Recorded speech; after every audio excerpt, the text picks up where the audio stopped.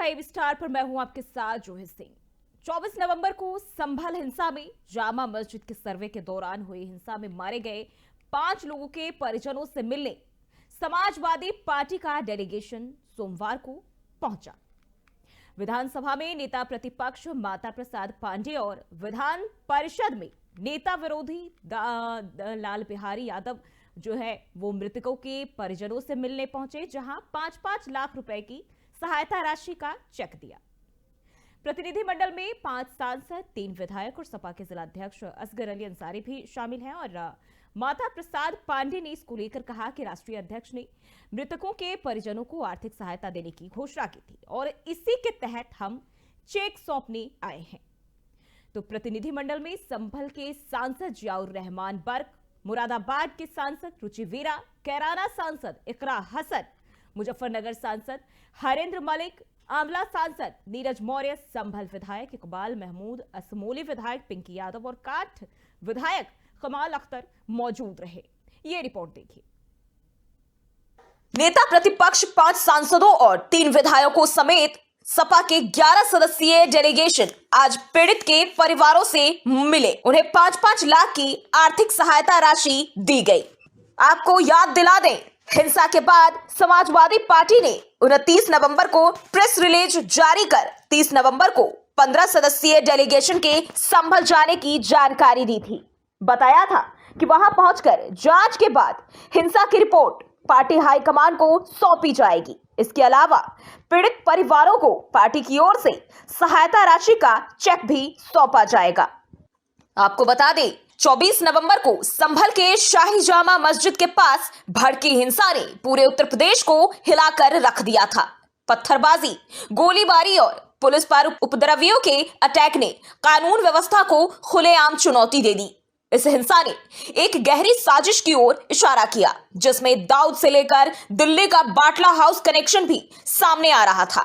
लेकिन अब संभल की जामा मस्जिद के पास उपद्रवी तो क्या, परिंदा भी पर नहीं मार पाएगा, क्योंकि यहां बन रही है सत्यव्रत पुलिस चौकी, जो 24 घंटे जामा मस्जिद पर अपनी नजर गड़ाए रखेगी। नेता तो संभल पर सियासत थमने का नाम नहीं ले रही है और अब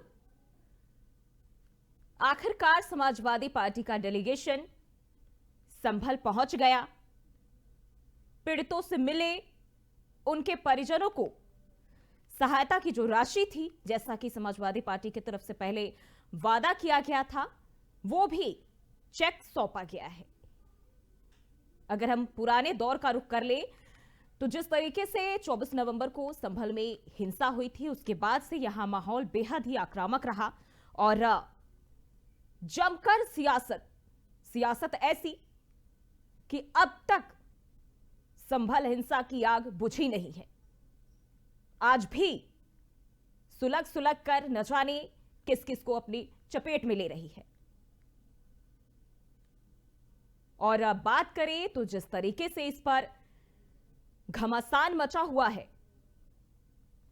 खासकर विपक्ष के नेता संभल जाने की कवायद में लगे रहे, जिद पर अड़े रहे, जद्दोजहद करते रहे, लेकिन पुलिस प्रशासन की ओर से तमाम लोगों को वहां जाने के लिए रोक लगा दिया गया।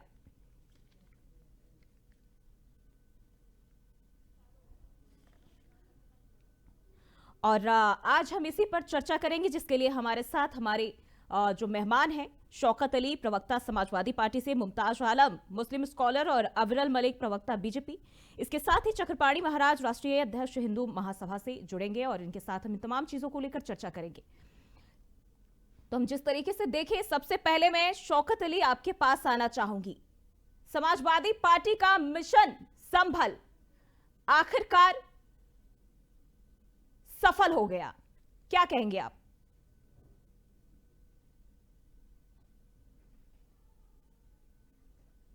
संवेदनाएं प्रकट करने को आप मिशन कहती हैं। ये बड़ा दुर्भाग्य है जी। ये जो भाषा शैली है, ये बड़ी खराब है। मैं इस पे आपत्ति करता हूँ।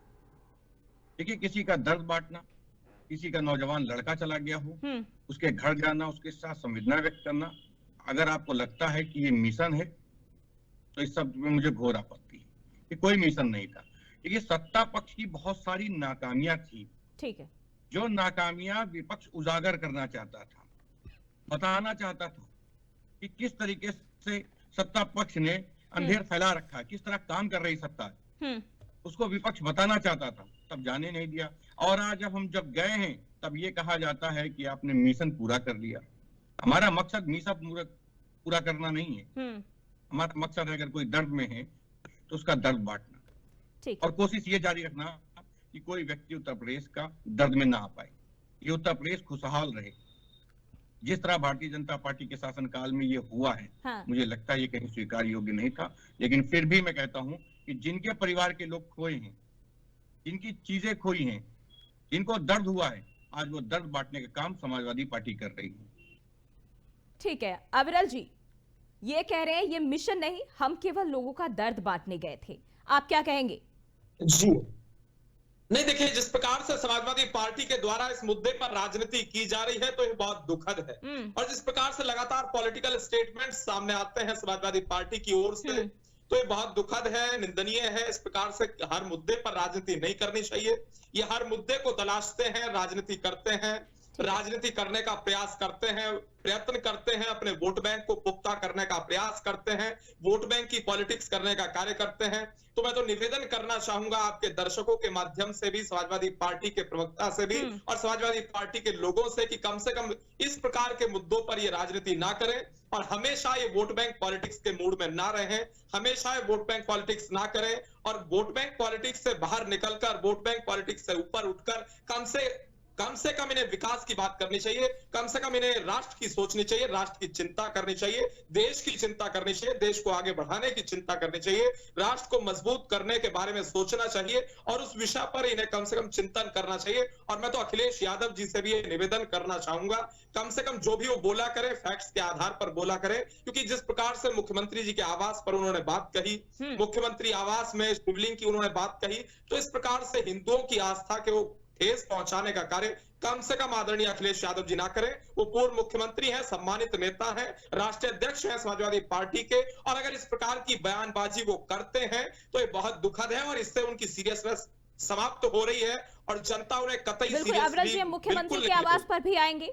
एक बार मुमताज आलम जी का रुख कर लेते हैं। मुमताज आलम, अगर हम देखें संभल हिंसा जो आग भड़की अब तक शांत नहीं हुई, तिल तिल करके जो वहां की जनता है वो आज भी इस आग की चपेट में है। नहीं, बिल्कुल मुझे लग रहा है कि संभल जो है बहुत ही शांत वातावरण में, शांत यानी अमन के माहौल में वहां पे लोग रह रहे थे, लेकिन अचानक जिस तरह से वहां पे पूरा बवाल किया गया और राजनीति के लिए एक अखाड़ा तैयार किया गया, मुझे लग रहा है ये ठीक नहीं है। एक के बाद एक जिस तरह का माहौल बनाया जा रहा है, इससे कोई फायदा होने वाला नहीं, मैं आपको बता दूं, पूरे सूबे का। और ये दोनों लोग जो बात कर रहे थे, मैं समझ नहीं पा रहा था कौन हुकूमत में कौन विपक्ष में है।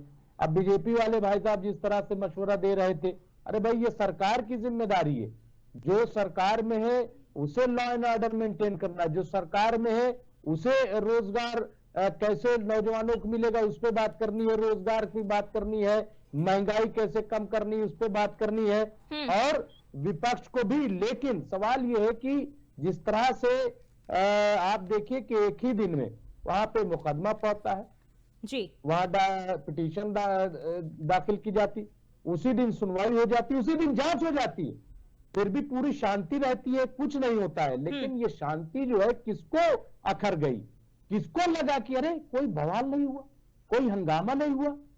जब तक हंगामा नहीं होगा तब तक ये हिंदू मुस्लिम कैसे होगा, और जब तक हिंदू मुस्लिम नहीं होगा तो हिंदू वोट पोलराइज कैसे होगा। तो इसलिए कुछ ना कुछ होना चाहिए। और उसके बाद दोबारा जो है वो नारेबाजी के साथ चलेगा। भाई दुनिया में कहां जांच नारेबाजी के साथ होती है? क्यों वहां मस्जिद में आप जाकर के नारेबाजी कर रहे थे, क्या इसकी जरूरत थी?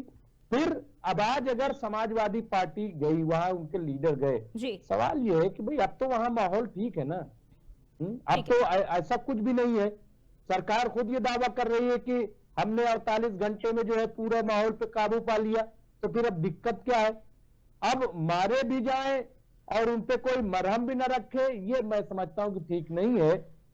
बिल्कुल हमारे साथ चक्रपाणी महाराज जी भी राष्ट्रीय अध्यक्ष हिंदू महासभा से जुड़ चुके हैं। मैं उनके पास भी आऊंगी। गोली चली है सब, अभी रिपोर्ट आ जाएगी जी बिल्कुल, दूध का दूध पानी का पानी हो जाएगा। लेकिन ये कि पहले ही मुजरिम करार दे देना, पहले ही जो है उन्हें बिल्कुल ऐसा ट्रीट करना कि गोया कि ये इस प्रदेश और इस देश के है ही नहीं।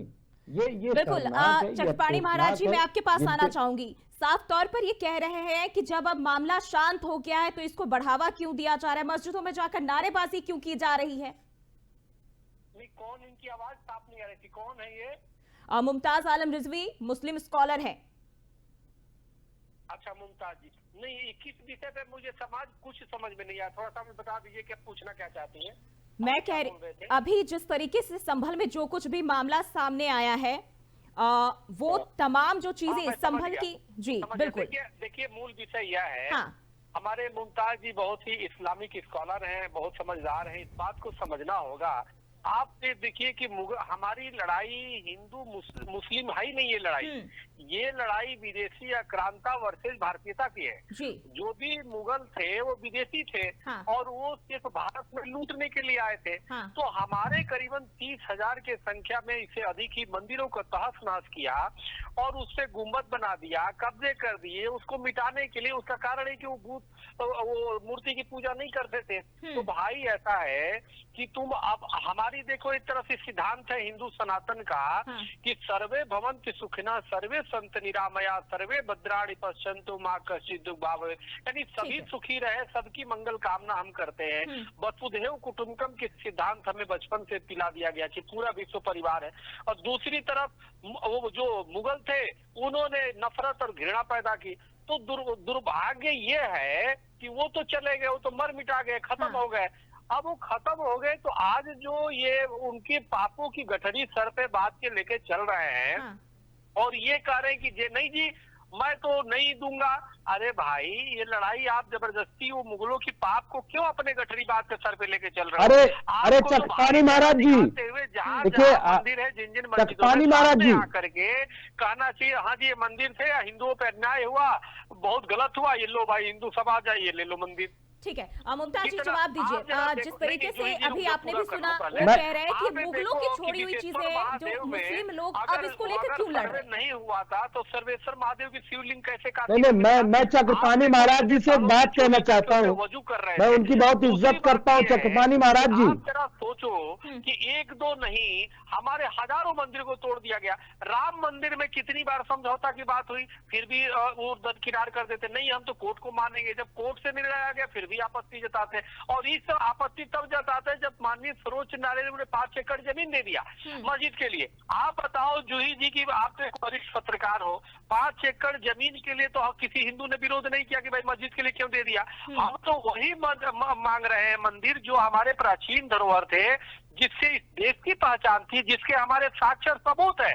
तो आखिर जो सर्वे के कोर्ट माननीय कोर्ट जो है निष्पक्ष संस्था होती है, जब वो सर्वे के आदेश देता है तो आप ईटा पत्थर मारते हो। भाई आपको कहाँ तक ये कहना चाहिए कि भाई जो भी ईटा पत्थर मांग रहा है उसे इस्लाम से खारिज करेंगे, तो वो तो करोगे नहीं। कोई बेटी या कोई जो है हिंदू धर्म की पूजा कर दे, देवी देवता का गणेश जी का आरती कर दे, तो आप उसके खिलाफ फतवा जारी कर देते हो। लेकिन कन्हैया कुमार के हत्यारे को फतवा जारी नहीं करोगे, जो हमारे मंदिर में चक्रपाणी महाराज जी फतवा जारी नहीं आप जो है एक तो आप ये कह रहे, चलिए मैं मुगलों को आक्रांता मानता हूँ कि मुगल जो है आक्रांता थे, उन्होंने कब्जा कर लिया, लेकिन हम आक्रांत नहीं है। तो आप मानते हैं ना कि जो मुसलमान इस वक्त है देश में वो आक्रांता नहीं है ना, वो इस देश का है। फर्ज पूरा करिए, और अगर इस देश का है तो फिर उसकी मस्जिद है, उसको रहने दिया जाए, जो हो गया वो हो गया। तो यही बात को प्लेसेस ऑफ वर्शिप एक्ट को कोर्ट करते हुए सुप्रीम कोर्ट ने जब बाबरी मस्जिद पर फैसला सुनाया था तो क्या कहा था कि कानून और अदालत का इस्तेमाल पुराने अत्याचारों को समाप्त करने के लिए नहीं किया जा सकता। ये हम नहीं कह रहे, ये हमारा संविधान, ये हमारा जो 5 रुकनी बेंच है तो ये बात कह रही है। और क्या कहा गया कि मुगलों के जमाने में कुछ गलत हुआ है तो आज उसको ठीक नहीं किया जाएगा।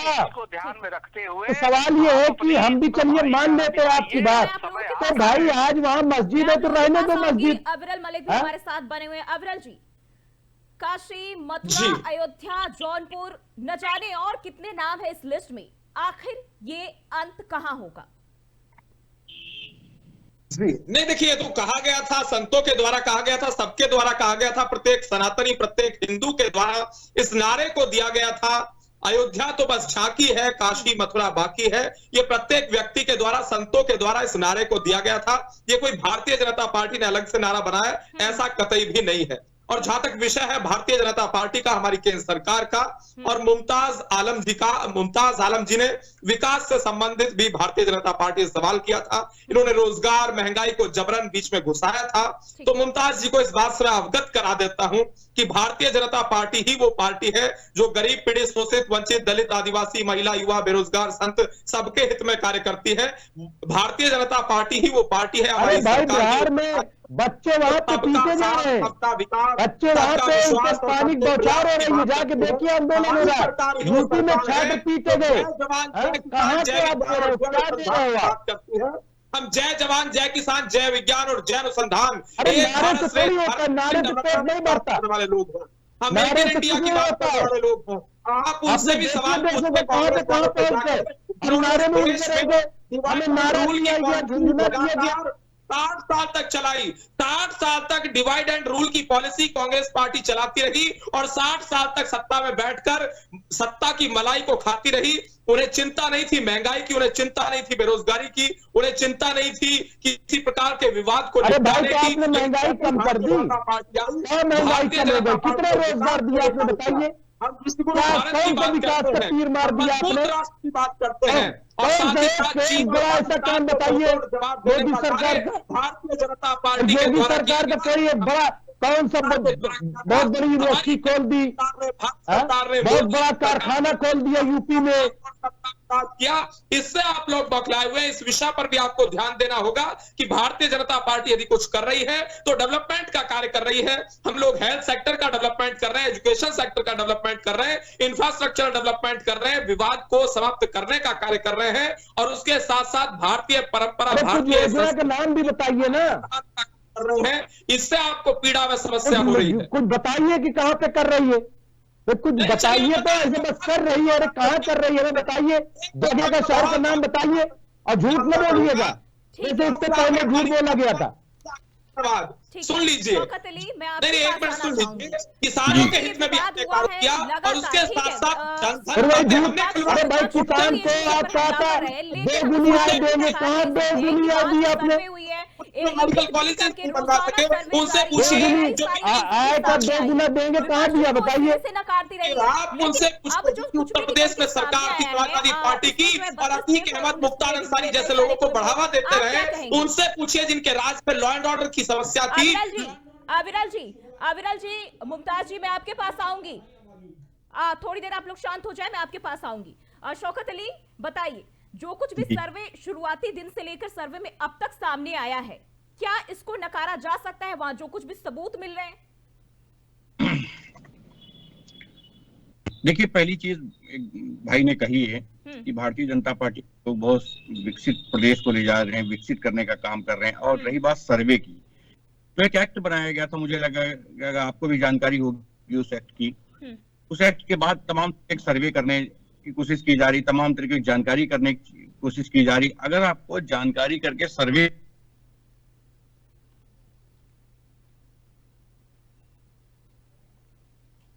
अभी शौकत जी तो निकल लिए बीच में ही, इन्होंने कुछ स्पष्टीकरण नहीं दिया, कोई तथ्य नहीं बताए और साथ ही साथ मैंने बता दो, जोड़ने की कोशिश करेंगे। मुमताज जी, यही सवाल आपसे, क्या सर्वे के दिन से जो कुछ भी सामने आया है तमाम चीजों को नकारा जा सकता है? नहीं, देखिए आप अलग अलग बात कर रहे, कौन सा सर्वे आ गया? क्या संभल की मस्जिद का सर्वे, क्या उसमें निकल के आया बताइए? ये तो अलग खुदाई हो रही है। तमाम लोगों ने बताया कि भाई एक तो मस्जिद का, ये मंदिर का गलत प्रोपगंडा की मुसलमानों ने कब्जा, रहे भाई वहां के लोगों ने बेच दिया था, बेच करके वो गए थे, उन्होंने ही दीवार खड़ी की, उन्होंने ही ताला लगाया और 2006 तक वहां पूजा होती रही। नंबर 1। नंबर 2 ये कि अब जो खुदाई हो रही है, भाई वो लोग जो बेच के गए थे उन्होंने खुद बताया।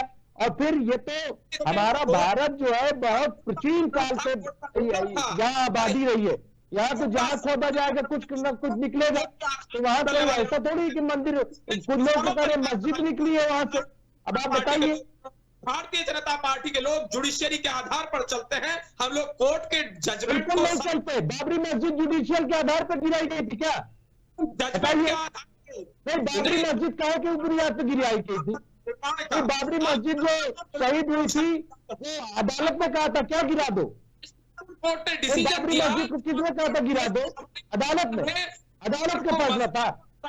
का काम किया। सवाल ये है कि अगर- बाबरी मस्जिद को गिराने का फैसला किसका था? एक इसका सवाल जवाब और, दीजिए। जो ये कुछ भी तमाम ये- चीजों को लेकर जो सियासत आ रही है सामने, समस्या है। जो लोग इस हिंसा के शिकार हुए हैं, जो कुछ भी इस दौरान हुआ, मातम सा पसर गया पूरा संभल, इसकी जो आग है उसमें कहीं ना कहीं दहल गया। लेकिन क्या इसके जरिए, सियासत के जरिए उन तमाम चीजों पर मरहम लगाया जा सकता है?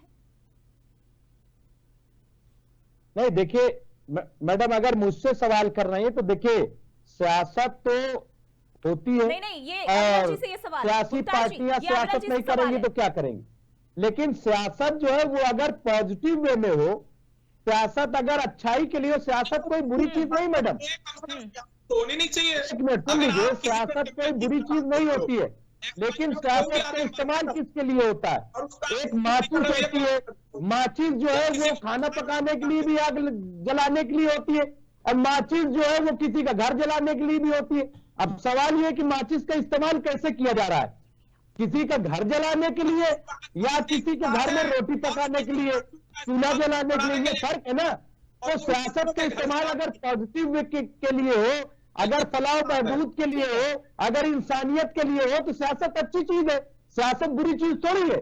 जिस तरीके से कहा जाता है सियासत हो रही, सियासत हो रही, अरे भाई अगर किसी के जख्मों पे मरहम रखा जा रहा है, किसी को वहां संतावना दी जा रही है, ठीक है, मैं एक बार फिर से किसी चंपाई के माँ महाराज बाप जी जिसके करूंगी। बच्चे मारे महाराज गए, जी, ये कह रहे हैं अगर कि उनके सियासत कंधे नहीं पर हो रहा है, अपने लोगों कंधे को पर रख लिया मरहम तो लगाने इसमें हम कौन वहां सा पहुंच रहे हैं, सियासत आ इस गई? पर सियासत हाँ? कुछ भी इसमें नहीं है। कौन सा इतना बवाल हो गया? भाई जांच प्रक्रिया चल रही है, जो कुछ हुआ है उसका कौन जिम्मेदार है? दूध का दूध पानी का पानी हो जाएगा। या तो आपको भरोसा नहीं है, लेकिन ये कि वहां कोई न जाए, ये गलत है। मानते हैं उत्तर प्रदेश में ना कोई दंगा हो रहा है, ना किसी प्रकार का अपराध हो रहा है, ना कोई क्राइम हो रहा है। इस बात को आप मानते हैं कि नहीं मानते हैं? कोई क्राइम कमिट नहीं हो रहा है। सही से लॉ एंड ऑर्डर को एग्जीक्यूट कराने का कार्य हमारी सरकार कर रही अरे है। भाई इस दिन भर क्राइम होता है वहां पे। नहीं, क्या देखिए बात सुन कर रहे हो? लीजिए। बिल्कुल मतलब क्राइम मुक्त हो गया। डाटा पेश करूं आपके सामने? भाई साहब, मैं पश्चिमी उत्तर प्रदेश से ही आता हूं। अरे और भाई वही पश्चिमी उत्तर प्रदेश से आओ या कहीं से आओ, मैं डाटा दिखाऊं आपको? नहीं, उसके साथ साथ मैं गौरवशाली सनातनी हूं और जाट परिवार से आता हूं। किसानों के ऊपर ज्ञान देने की भी आवश्यकता नहीं यह है। गौरवशाली सनातनी होना बुरी बात थोड़ी है, बहुत अच्छी बात है। आप खूब बढ़िया रहिए, सनातनी रहिए, इसमें कौन सी बुराई बात है? हम मुसलमान, हम बढ़िया तो मुसलमान की तरीके से रहे, इसमें कौन सी ऐसी बात है? लेकिन ये कि राजनीति करना, भाई डॉक्टर नहीं, अभी हमारे जो आरएसएस के, आप बताइए मोहन भागवत जी ने क्या कहा? ऐसे हंगामा उससे मच गया। आपको अगर मोहन भागवत अच्छी बात करते हैं तो वो भी बुरी लगती है। संकल्प है, ये भारतीय जनता पार्टी का संकल्प है। किसी दंगाई को उत्तर प्रदेश की धरती पर नहीं रहने दिया जाएगा। हर दंगाई के ऊपर ठीक है, कड़ी आनंद कार्रवाई, जी, बिल्कुल उत्तम कार्रवाई की ठीक है। जाएगी संविधान अरे के तो भाई मुताबिक। ज्यादा हमारे पास, लेकिन यहाँ जिस तरीके से हम देखें, आप लोग भले इस चीज को नकार दें, आप तमाम दल के नेता भले इस चीज को नकार दें कि यहाँ सियासत नहीं है, लेकिन कहीं ना कहीं वो चीज साफ तौर पर देखी जा रही है और लोग इसकी चपेट में झुलस रहे हैं। आम जनता कौन होगा इसके जिम्मेदार, अभी तक कुछ भी साफ नहीं हो पाया। बहुत बहुत शुक्रिया आप सभी का हमारे साथ जुड़ने के लिए, हमारे साथ अपना वक्त देने के लिए। तो 24 नवंबर को संभल जिस हिंसा की आग में झुलसा, वो अब भी लगातार जारी है और मंदिर मस्जिद का ये जो विवाद है वो थमने का नाम नहीं ले रहा है। एक के बाद एक नए खुलासे भी हो रहे हैं और इस पर पक्ष विपक्ष तमाम जो दल के लोग हैं वो अपने अपने दावे भी पेश कर रहे हैं। हालांकि जांच के बाद ही ये सब कुछ साफ हो पाएगा और जो पीड़ित इसके शिकार हुए उनको न्याय कब तक मिलेगा ये भी देखना दिलचस्प होगा। फिलहाल के लिए मेरे साथ इस खास कार्यक्रम में बस इतना ही। बने रहिए विस्तार के साथ।